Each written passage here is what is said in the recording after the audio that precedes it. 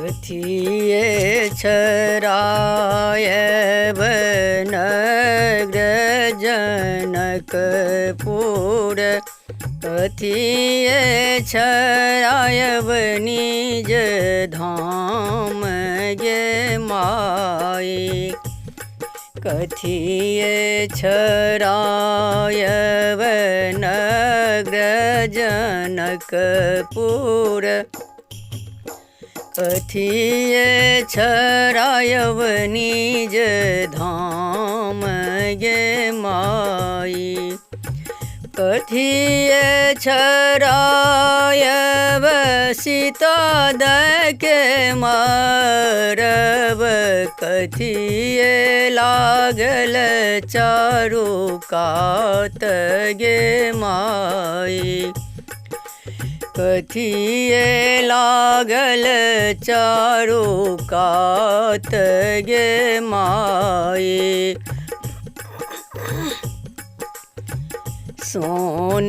छराय नग्र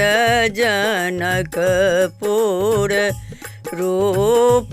छराय निज धाम गे माई सोना छराय नग्र जनकपुर रूप छराय निज धाम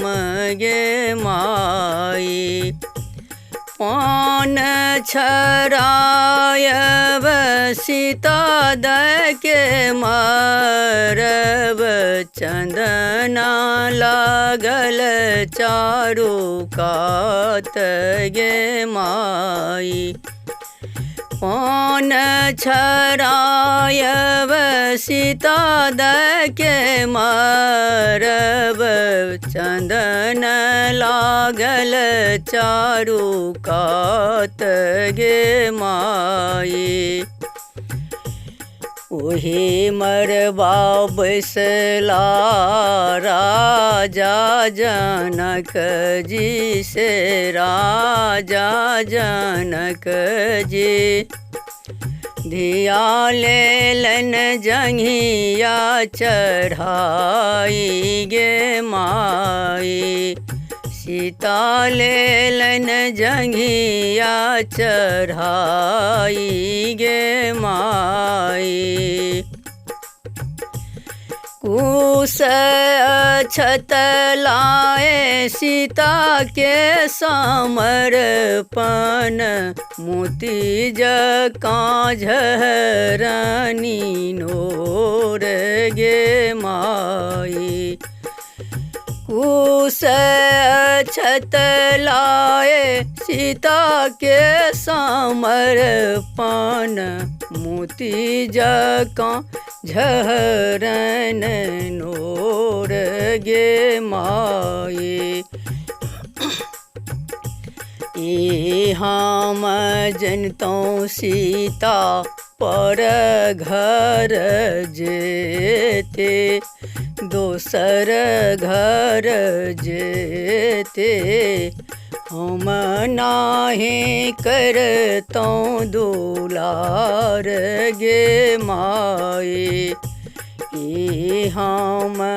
जनतों सीता पर घर जेते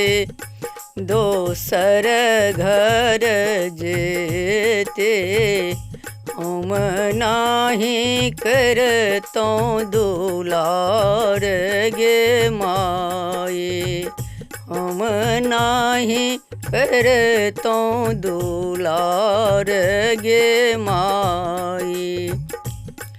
सीता के सूरतिया पलक नाही देखिताऊँ नहीं होइत जन्म संताप गे माई सीता के सूरतिया पलक नाही देखिताऊँ नहीं होइत जन्म संताप गे माई नहीं होइत जन्म संताप गे माई नहीं होइत जन्म संताप गे माई।